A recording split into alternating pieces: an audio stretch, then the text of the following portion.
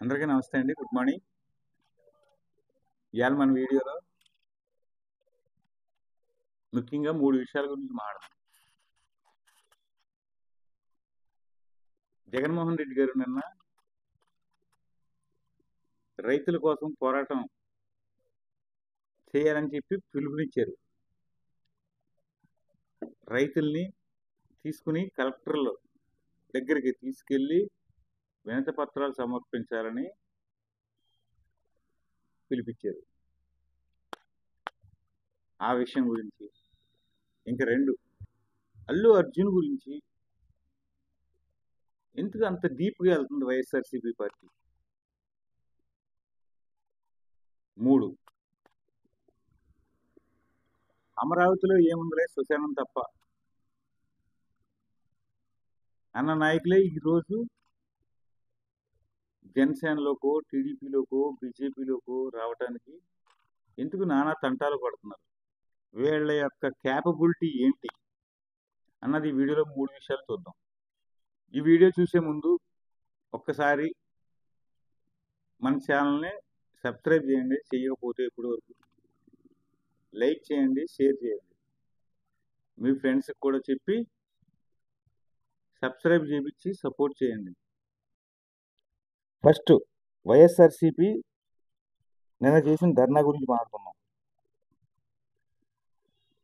కలెక్టరేట్లో వినతి పత్రాలు ఇచ్చారు కొన్ని చోట్ల, నాయకులు ఉన్న చోట్ల.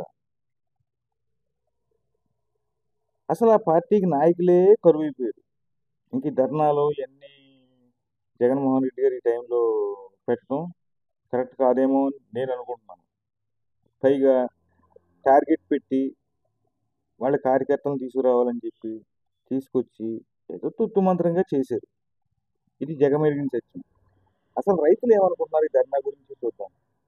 ప్రతి రైతుని 2-3 అడిగా. ప్రతి రైతు మొన్నే కదా వచ్చింది గవర్నమెంట్, ఒక 6 నెలలే కదా,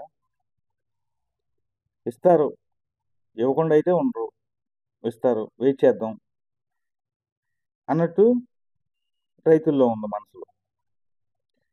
వీళ్ళ ధర్నా ఎంతవరకు ఉపయోగపడుతుందో వాళ్ళకే తెలియాలి. పైగా ధర్నా అనేటప్పటికి ఎవరో ఒకళ్ళు ఇద్దరు నాయకులు జారిపోతున్నారు. ఎందుకంటే ఇప్పుడు దాకా పెట్టి ఇంకా డబ్బు పెట్టలేక మేము పెట్టలేం మహాప్రభు అని చెప్పడం అంతే. ఇక బన్నీ అరెస్ట్ గురించి చూద్దాం. ఈ బన్నీ అరెస్ట్లో అతను తప్పేమీ లేదని ప్రతి ఒక్కళ్ళకే తెలుసు. ఎందుకంటే అతను వెళ్తున్నాడంటే ఒక సెలబ్రిటీ, ఒక ఫాలోయింగ్ ఉన్న హీరో వెళ్తున్నాడంటే సెక్యూరిటీ ఇవ్వాల్సిన కనీస బాధ్యత పోలీసులది. బట్ పోలీసులకి ఆయన వెళ్తున్నాను అని చెప్పాడో లేదో మనకు అంత అవగాహన లేదు. కానీ నిర్మాతలు మాత్రం, థియేటర్ యాజమాన్యం మాత్రం ఖచ్చితంగా పోలీసులకి ఇన్ఫర్మేషన్ ఇచ్చి ఇలాగ బన్నీ వస్తున్నాడు వేళ, సెక్యూరిటీ ఇవ్వండి సార్ అని చెప్పి చెప్పాల్సిన బాధ్యత వాళ్ళకైతే ఉంది. కానీ అలా చెప్పకపోవడం వల్ల తొక్కిసలాట జరిగి ఒక ఆమె చనిపోయింది. చనిపోవటం అంటే చాలా దారుణం. ఒక కుటుంబం నాశనం అయిపోయినట్టే. ఎందుకంటే ఇంట్లో ఆడబిడ్డ చనిపోయిందంటే చాలా కష్టం ఆ ఇంట్లో. ఏదో ఎక్స్గ్రేసియా ప్రకటించాడు, అన్నీ అయిపోయినాయి. బట్ నిన్న అరెస్ట్ చేశారు. చంద్రబాబు అరెస్ట్ చేయించాడు, రేవంత్ రెడ్డి అరెస్ట్ చేయించాడు, పవన్ కళ్యాణ్. ఏంది పిచ్చి కోతలు? ప్రతిదాన్ని రాజకీయమేనా? చిన్న వాటికి కూడా రాజకీయాలు చేసి ఎన్నాళ్ళు మనుగడ సాగింటారు మీరు? ఫేక్ అని జనానికి తెలిసిపోతే మీ పరువు ఏమైపోతుంది? ఎన్టీఆర్ జయంతి ఉత్సవాల్లో కూడా రజనీకాంత్ గారు వస్తే ఇక్కడికి రజనీకాంత్ గారిని కూడా తిట్టారు ఆ రోజు.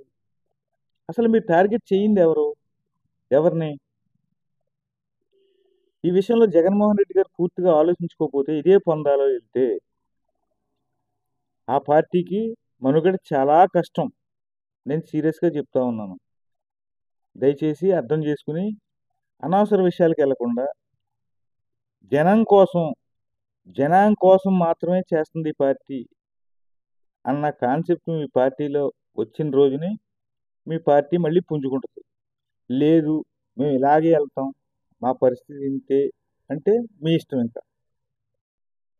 ఇక అమరావతి రాజధాని విషయం చూద్దాం. ఆ రోజు చంద్రబాబు గారు దెబ్బతిన్న రాష్ట్రం డబ్బు లేదు అని సుదీర్ఘంగా ఆలోచించి అపారమైన అనుభవంతో రైతులు నొప్పించి 33,000 ఎకరాలు ప్రపంచంలోనే ఎక్కడా లేని విధానం తీసుకొచ్చి సేకరిస్తే అపహాస్యం చేశారు. బొత్స సత్యనారాయణ గారు అయితే అక్కడ ఏముంది రాజధానిలో శ్మశానం తప్ప అన్నాడు. ఈరోజు మీ దగ్గర ప్రతి నాయకుడు, ప్రతి మంత్రి, ప్రతి ఎమ్మెల్యే కూటమిలోకి వస్తాకి విపరీతంగా ట్రై చేస్తున్నారు. దేనికి?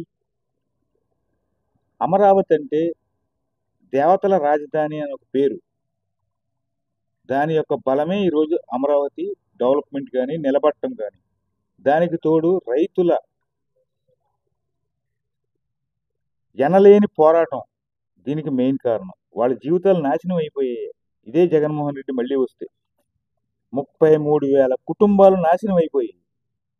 కాబట్టి అమరావతి డెవలప్ అవుతుంది, డెవలప్మెంట్ కోసం పరుగులు తీస్తుంది. ఇక నుంచి అమరావతిలో ఏమేం జరుగుతున్నాయి అన్న వీడియోలు చిన్న విషయం ఉన్న మన ఛానల్లో నేను పెడతాను. దయచేసి సపోర్ట్ చేయండి.